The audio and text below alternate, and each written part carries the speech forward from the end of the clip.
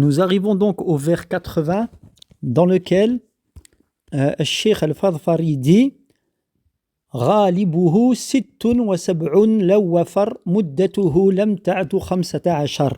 Donc la traduction approximative de ce vers c'est la durée générale des menstrues est de 6 à 7 jours et sa durée maximale ne peut dépasser 15 jours.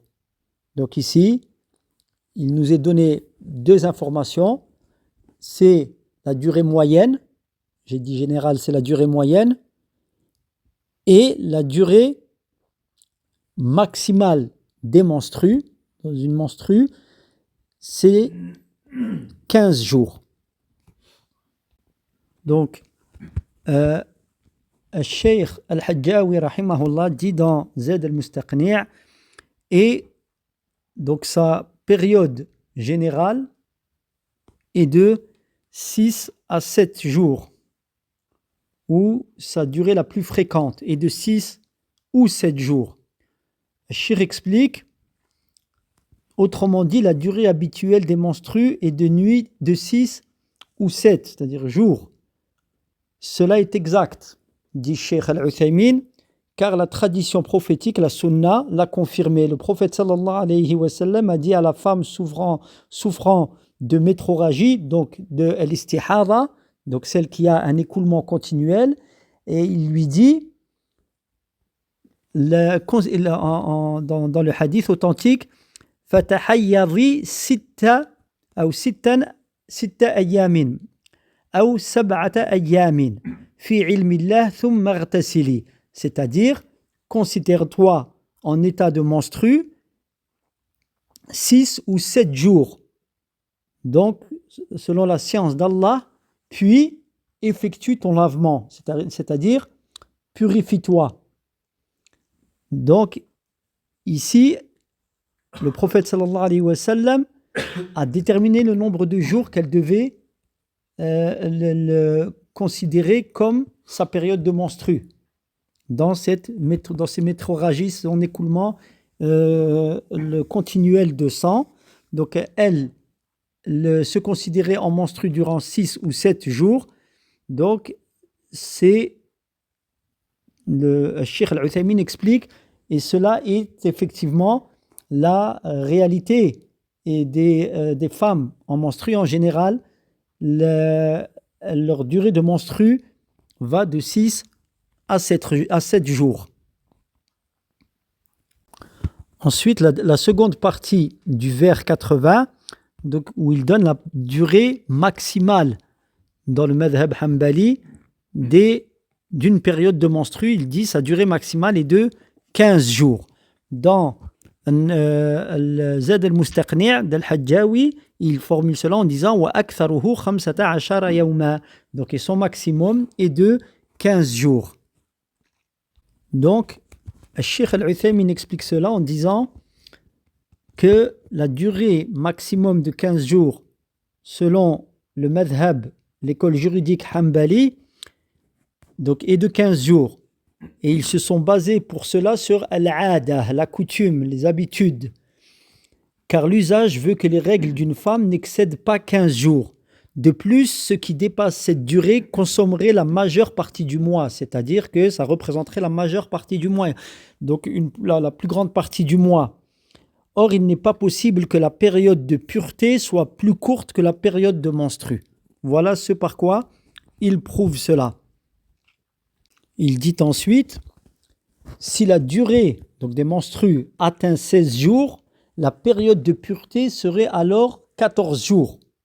Donc, et par rapport à ce que l'on vient de voir, dans le madhab, ils disent qu'il n'est pas possible que la durée de pureté soit inférieure à la durée de menstru. Eh bien, si elle a, par exemple, une durée de menstru de 16 jours, qu'est-ce qui se passe alors?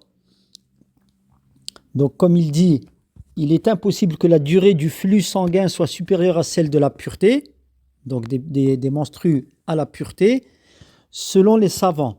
Lorsque le sang s'écoule de manière continue sans s'interrompre, la femme est considérée comme étant en état de métroragie. Donc ça, il dit, c'est là, quand il y a un écoulement continu, c'est-à-dire qu'il ne s'arrête pas, il sort de l'exemple là pour nous expliquer c'est quoi la métroragie. Donc on verra l'istihara, c'est un saignement continu. Donc quand il y a cet écoulement continu, c'est de l'istihara. Donc ce n'est pas du sang de menstru comme on le verra.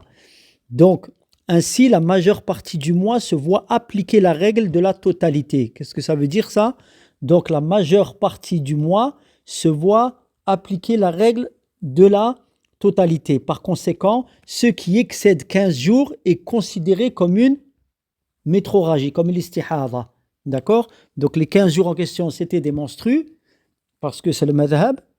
La durée maximale, c'est 15 jours. Et s'il y a des jours de plus, eh bien, elle est en état d'istihara, de métroragie. Donc, ce sera le jugement de la métroragie qui va s'appliquer ici.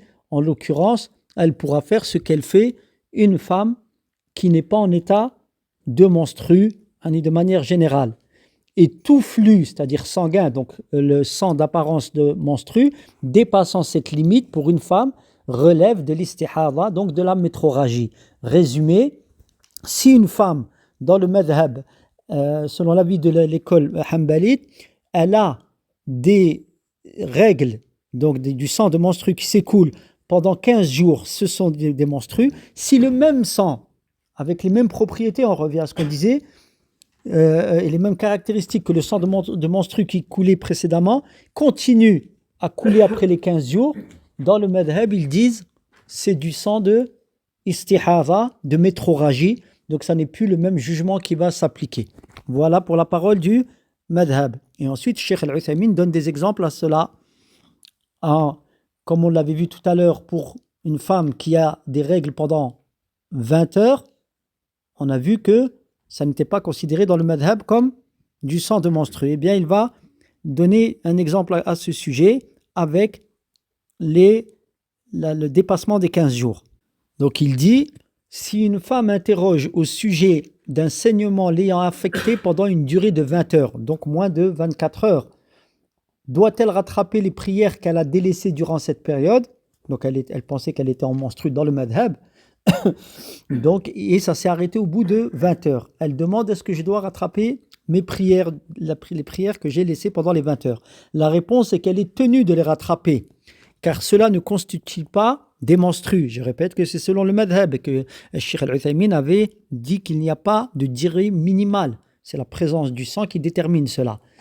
Elle se trouvait en réalité dans une période de pureté, c'est-à-dire de l'istihada. Et l'istihada, c'est considéré comme de la pureté. Et si elle interroge au sujet d'un saignement ayant excédé 15 jours, la réponse est de lui dire « Tu es en état de métroragie, istihada ». Donc pendant les 15 premiers jours, elle était en état de haïd, donc de menstru réel, mais quand ça continue à couler après les 15 jours, c'est à partir de là, elle est en métroragie istihada.